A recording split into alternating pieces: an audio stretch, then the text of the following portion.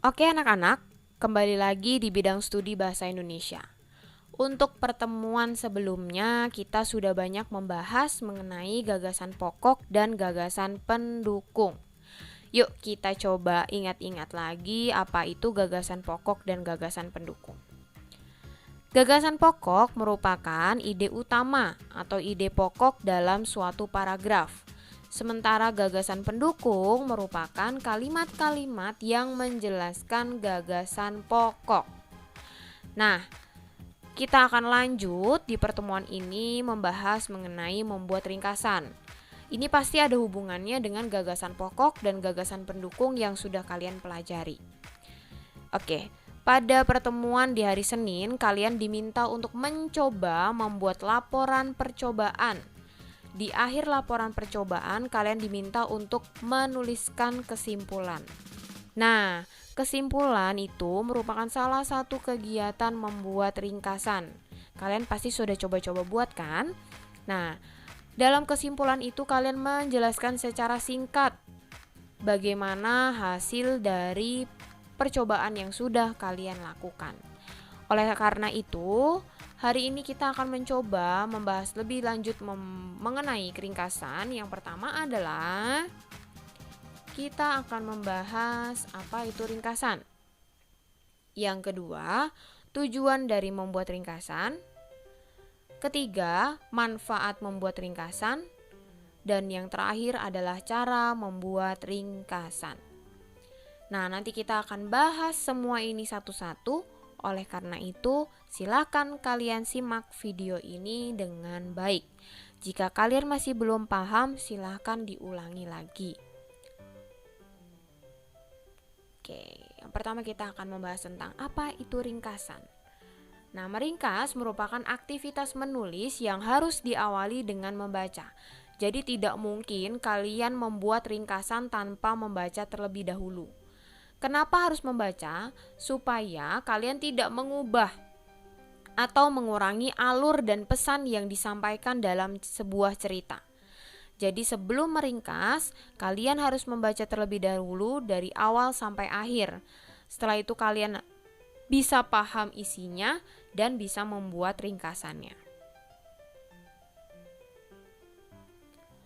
Kita lanjut ke tujuan meringkas. Tujuan dari meringkas adalah untuk memperpendek cerita sehingga pembaca yang secara sepintas membaca ringkasan cerita sudah mengetahui bagaimana isi dari cerita tersebut.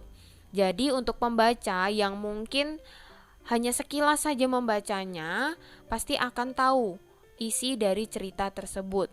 Salah satu contohnya ketika kalian mau membeli buku novel atau buku komik. Terkadang buku novel atau buku komik itu dibungkus plastik dan kalian akhirnya tidak bisa melihat apa isi bacaannya. Nah, jangan khawatir karena kalian bisa mengetahui isi cerita itu dari sinopsis yang ada di belakang buku. Nah, sinopsis itu merupakan salah satu ringkasan cerita. Jadi tanpa harus membuka, tanpa harus membaca dari awal sampai akhir, kalian bisa membaca di belakang buku tersebut. Jadi kalian tahu apa isi ceritanya dan kalian bisa membeli buku itu. Nah, kita lanjut lagi mengenai manfaat ringkasan. Yang pertama adalah memudahkan untuk membaca isi pokok suatu bacaan. Karena kalimat yang dituliskan di dalam ringkasan hanyalah pokok bacaan yang ada pada naskah asli atau teks asli cerita, maka akan dengan mudah pembaca untuk memahami isi pokok bacaan dan makna yang terkandung.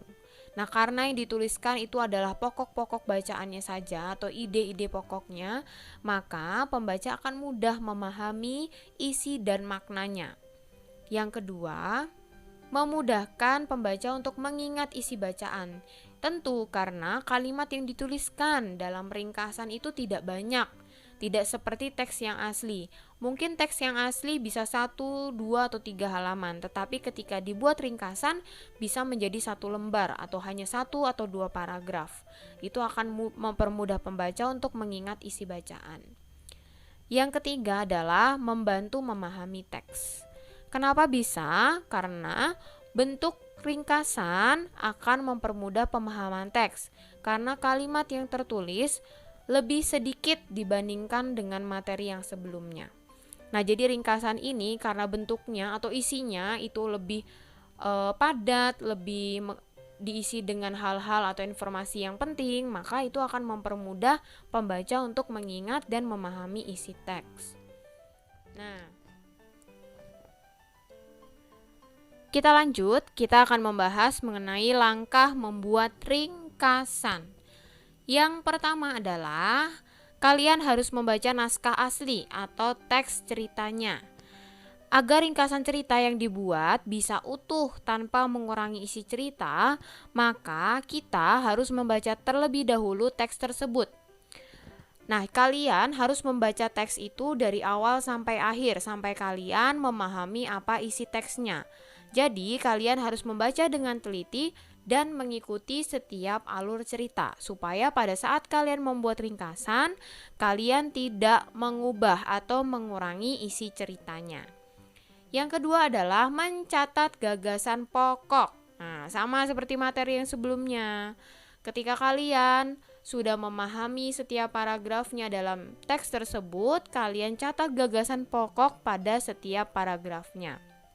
Nah, gagasan pokok ini yang nantinya akan digunakan untuk menyusun ringkasan. Jadi nanti kalian akan terbantu dalam membuat ringkasan ketika kalian sudah pertama membaca memahami teksnya, yang kedua sudah menemukan gagasan pokoknya. Setelah itu kalian bisa membuat atau menyusun ringkasan dengan kalimat yang baru tanpa mengubah isi cerita. Urutan isi juga harus disesuaikan dengan teks aslinya. Jadi ketika teks cerita itu membahas mengenai upacara adat di Bali, ya berarti dalam ringkasannya juga harus mengenai upacara adat di Bali, bukan dari upacara adat yang lain.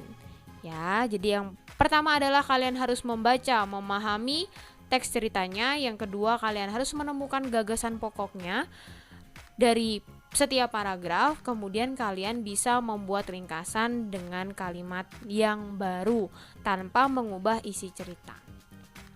Oke, contohnya kalian bisa coba buka buku paket tematik 4A halaman 33, buku revisi. Di situ ada bacaan tentang permainan tradisional hampir punah. Judulnya adalah permainan tradisional hampir punah. Kalian bisa coba membaca teks itu dan kalian temukan gagasan pokok dari paragraf yang ada di dalam teks. Kalian bisa pause dulu video ini. Setelah menemukan, kalian bisa mulai videonya lagi. Oke.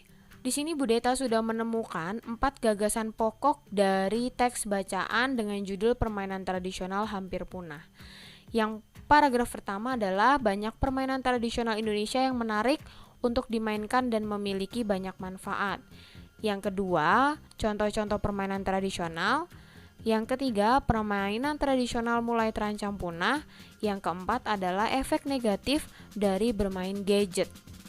Nah, dari 4 gagasan pokok ini yang nantinya akan dibuat menjadi ringkasan. Tinggal kalian menambahkan kalimat-kalimat baru tanpa mengubah isi cerita dan pesan dari cerita tersebut.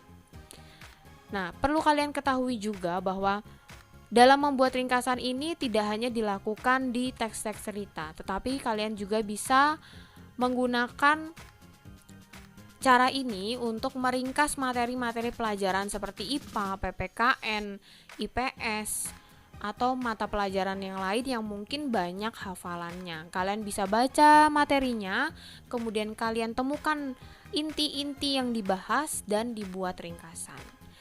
Nah, contoh ringkasan dari Bu Deta. Kalian boleh membuat ringkasannya beda dari punya Bu Deta. Ya, ini hanya contohnya saja. Nah, contohnya di sini Bu Deta baca ya. Indonesia memiliki banyak permainan tradisional yang bermanfaat untuk melatih kerjasama, berolahraga, membuat tubuh sehat dan bahagia, serta mengajarkan sikap toleransi. Contoh-contoh permainan tradisional yang ada yaitu bentengan, gobak sodor, lompat karet, kelereng, congklak, gasing, dan masih banyak lagi. Semua permainan ini memiliki cara bermain yang berbeda-beda. Contohnya, congklak yang hanya bisa dimainkan 2 orang.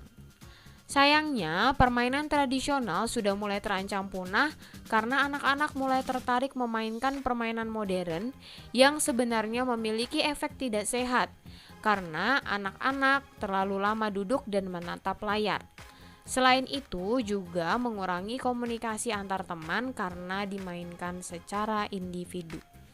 Ini adalah contoh ringkasan yang Budeta buat.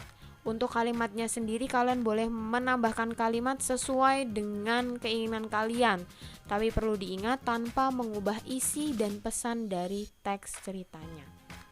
Oke, kalau kalian belum jelas dengan materi hari ini, boleh diulangi lagi videonya.